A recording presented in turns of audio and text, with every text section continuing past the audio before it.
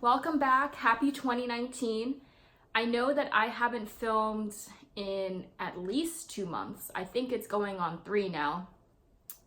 I have just been in a funk. I just cannot find the motivation to sit down and really film. And then the holidays came, and so I took a complete break from all advocacy on social media. I basically just stopped posting and I stopped doing anything because I wanted to enjoy the time with my family and friends.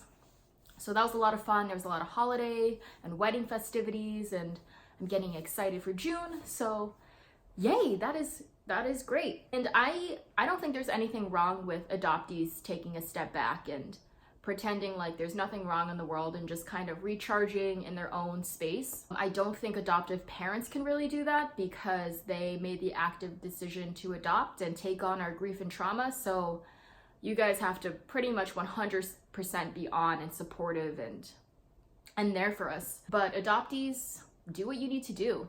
I'm not gonna judge. If someone judges you for taking a step back and recharging, that's an issue, and you can send them my way. I drove from Baltimore to Austin with Adam and Grant, my dog. So that was over 24 hours of driving, and I am so tired. We got back yesterday, and today's just kind of my chill day before I start back at work tomorrow.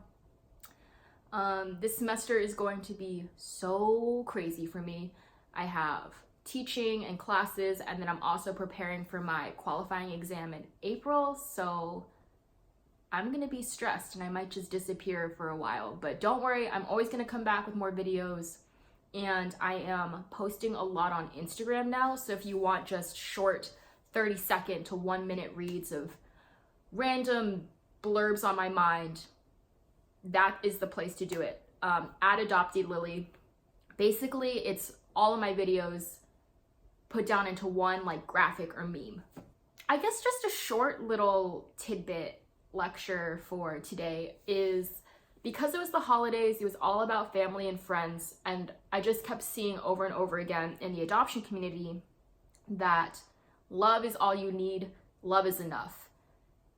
And I made a post about this, I think a few weeks ago, but basically my thought is the only time that love might be enough is if it supports our grief, it supports our trauma, and it recognizes that it might not actually be enough. So to me, unconditional love is not ignoring differences, not ignoring complexities, but facing them head on and supporting. So, love is understanding there's racism and microaggressions and grief and trauma and all of these underlying issues that no one really talks about. Looking at them and then saying, hey, how can I support you? How can I love you truly? And then recognizing that, okay, my love might not be enough, so let me continuously find resources and support so that way I can love better. But yeah, the whole, oh, love is enough, all you need to do is hug and be a happy family, and oh, let's just not talk about the negative things. That's not support. That's just ignoring issues until they get bigger and bigger and bigger, and finally everything's just going to explode. So don't do that. Oh, one other thing. With the holidays and with National Adoption Awareness Month in November, I've been getting a lot of new connections, and I'm so grateful for you all. But I guess it's come to my attention that my posts come off as if my adoption is super negative and I hate my life and I'm an angry adoptee.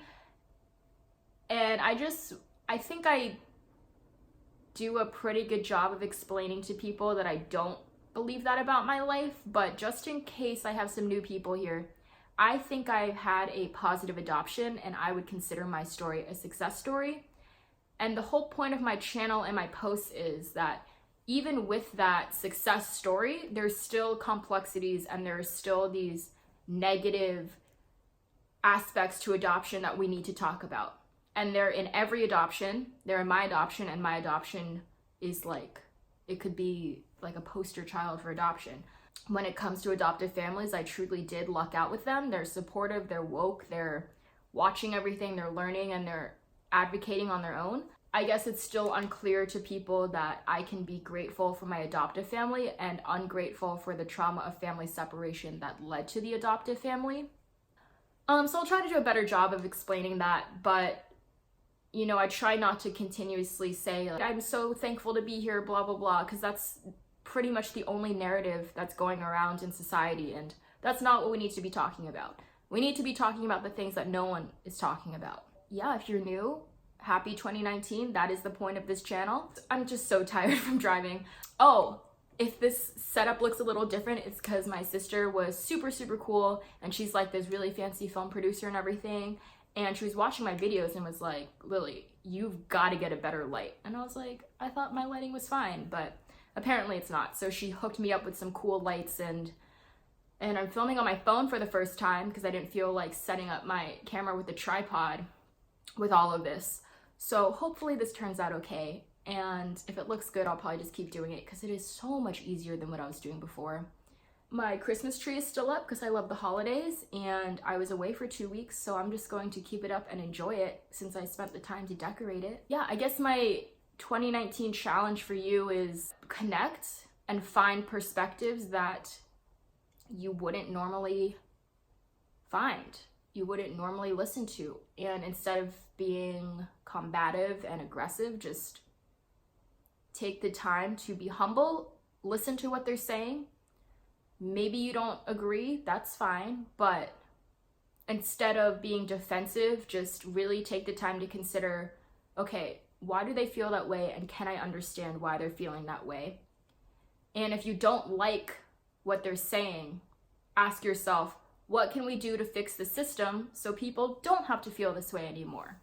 All right, I'm gonna keep posting a lot on Instagram because that is just about as quick for me to make as for you to read. And I'm going to continue to post videos, although the gaps might get a little longer and longer and longer as I get closer to my qualifying exams. It's gonna be a busy semester and a lot of wedding prep to do before June. So this will be a fun time. Happy 2019, and I am so looking forward to connecting with you this year.